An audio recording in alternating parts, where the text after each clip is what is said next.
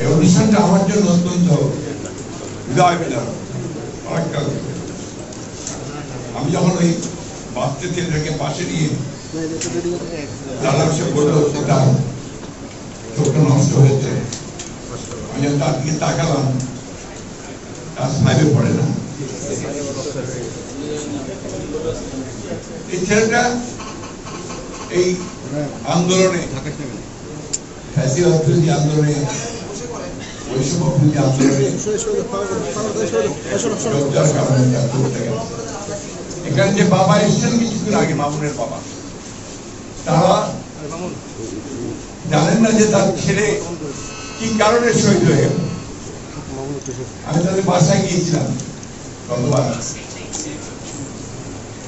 দাঁড়ানো যায় না তাদের পরিবারের সামনে, বাবা মার সামনে। এখানে অনেকে আছেন যাদের চোখ নষ্ট হয়েছে, যাদের পা কেটে ফেলতে হয়েছে। এই স্বাধীন দেশে আমাদেরকে এই বিষয়গুলো দেখতে হয়েছে। আমরা ৭১ সালে যুদ্ধ করেছিলাম বিদেশিদের সঙ্গে, পাকিস্তানের সঙ্গে। আজকে ২৪ সালে আমাদেরকে যুদ্ধ করতে হলো আমাদের এই দেশে একটা রাজনৈতিক দলের লোকদের সঙ্গে। আমাদের যারা সেবা করে, আমাদের প্রশাসনিক কর্মকর্তা, পুলিশ কর্মকর্তা, পুলিশ, তাদের মধ্যে আমাদের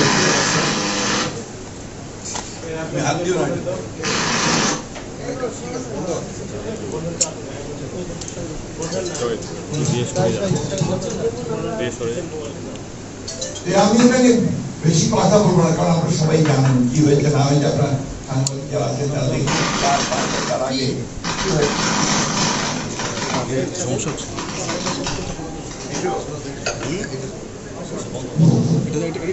এখন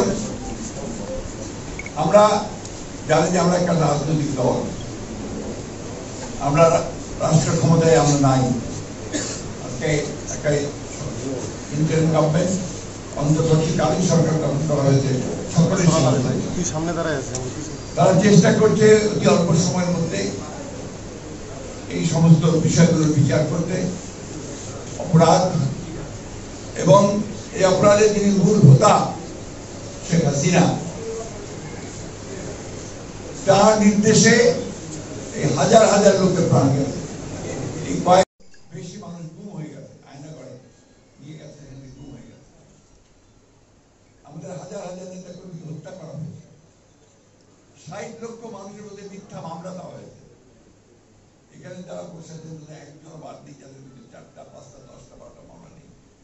আমার নিজের বিরুদ্ধে ১১১টা মামলা আছে। আমি ১১ বার জেলে গেছি।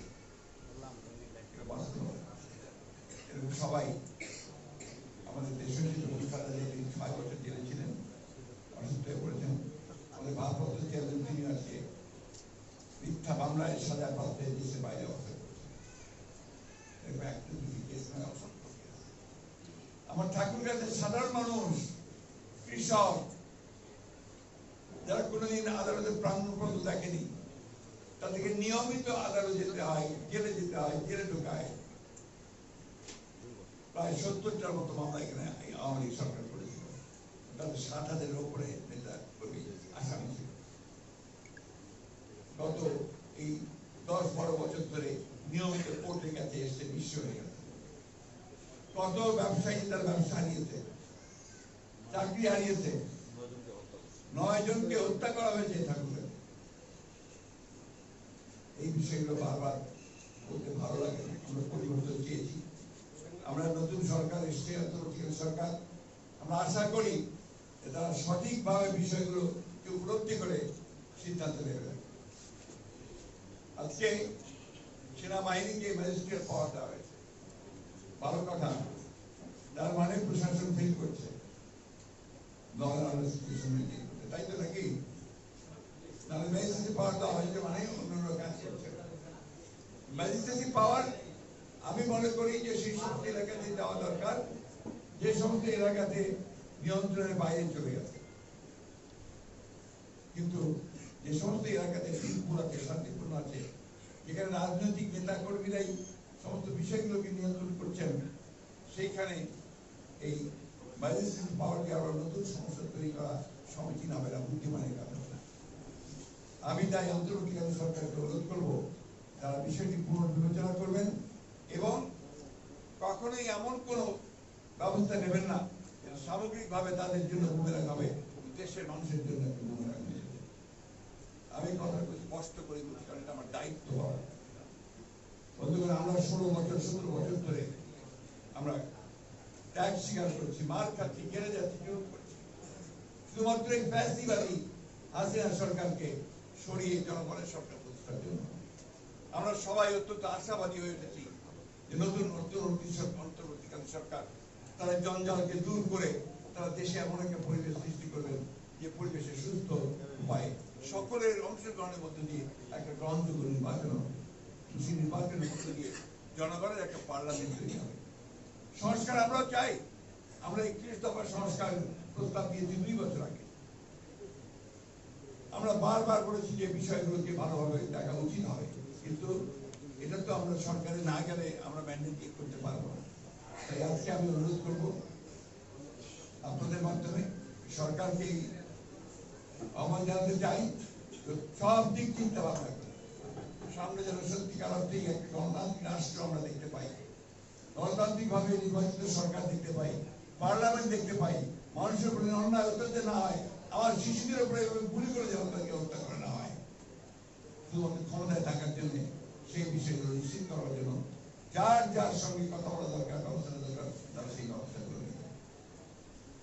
আমি জানি আমার কথাগুলো অনেকে মহৎ না হতে পারে, কিন্তু সত্য উচ্চারণ করা আমার দায়িত্ব। সেইভাবে আজকে আমি উচ্চারণ করছি, বলছি যে আপনারা সেই কাজগুলো করেন যে কাজগুলো দিলে সত্যিকার অর্থে একটা সুন্দর ভবিষ্যৎ, একটা সংঘাতহীন ভবিষ্যৎ, সন্ত্রাসমুক্ত ভবিষ্যৎ এবং মানুষের অধিকারযুক্ত ভবিষ্যৎ আমরা ফিরে দিতে। রাজনৈতিক অবস্থায় ফিরে আসা, রাজনীতিবিদদেরকে রাজনৈতিক কাজ করতে দেওয়া, এটাই আবশ্যিক একমাত্র সমস্যা। আমি সবশেষে আজকে যারা এখানে উপস্থিত হয়েছেন সংখ্যা তারা খুবই কম, অনেক বেশি তারা আহত নিহত হয়েছেন আমাদের 4 জন। আমি যত জানি এখানে 1000 খানেকের বেশি তারা আহত হয়েছেন। সকলকে সবভাবে সহযোগিতা করার সামর্থ্য আমাদের নেই, যেটুকু সামর্থ্য আছে সেই সামর্থ্য দিয়ে আমরা আজকে আমাদের কিছু ছেলেদের গুরুতর আহত যারা পঙ্গু যারা তাদের পাশে দাঁড়াবার চেষ্টা করছি এবং সেই পাশে দাঁড়াবার জন্য আমরা এখানে আমাদের নাম ডাকা হবে। আমরা মোট প্রায় 15 লক্ষ টাকা আমরা এখানে বিভিন্ন ভাবে যারা আহত নিহত হয়েছেন তাদের পরিবারগুলোকে দেওয়ার চেষ্টা করবো। আমরা এরপরে যখনই আমরা ফুল ব্যবস্থা করতে পারবো। আর সরকারকে অনুরোধ করবো অবিলম্বে তারা আহত নিহতদের তালিকা তৈরি করে তাদের পরিবার বর্গগুলোকে ক্ষতিপূরণের ব্যবস্থা করেন এবং তাদের চিকিৎসার ব্যবস্থা করেন। যে ছেলে স্কুলে একটি কথা বলে গিয়েছে, আমার যে চোখ নষ্ট হয়ে যায় আমি এখন কিছু করতে পারবো না, তো আমার কর্মসংস্থানের ব্যবস্থা করবেন। যে পা নষ্ট হয়ে গেছে সে বাইরে কাজ করতে পারবে না, তো তার কর্মসংস্থানের ব্যবস্থা করতে হবে। তাদের কর্মসংস্থানের ব্যবস্থা করার জন্য আমি আপনাদের মাঝে সরকারের কাছে আহ্বান জানাই। প্রথমেই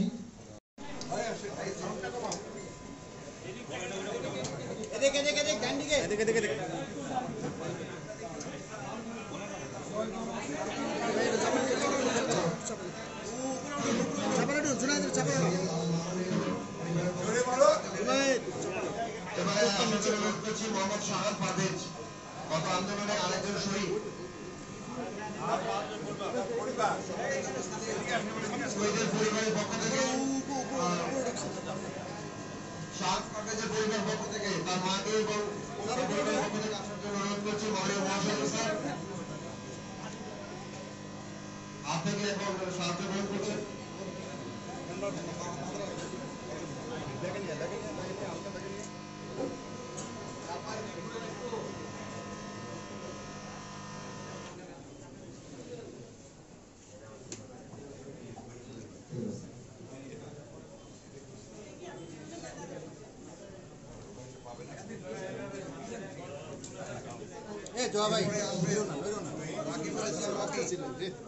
রাকিবুল ইসলাম রকি রকির পরিবারের পক্ষ থেকে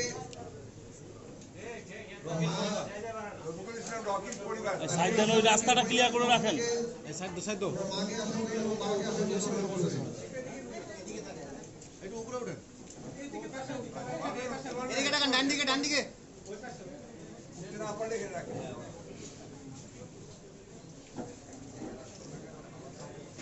আপনাদের সন্তানের এই ত্যাগ এই দেশের স্বর্ণাক্ষরে লেখা থাকবে।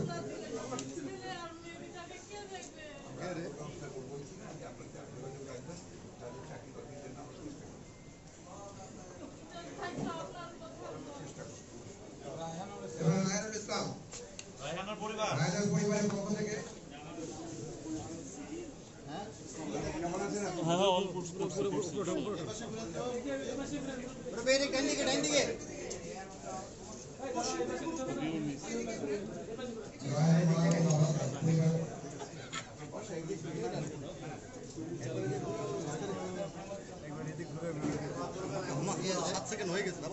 এরপরে আসবে গুরুতর আহত লিটন।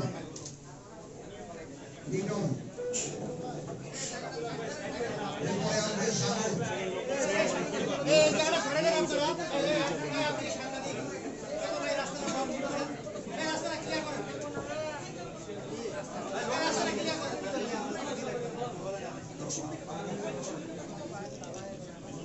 ভাইয়া এদিকে দেখো, ডাইন দিকে। এইদিকে একটু তাকাও। সাগরের পরিবারের পক্ষ থেকে বাবা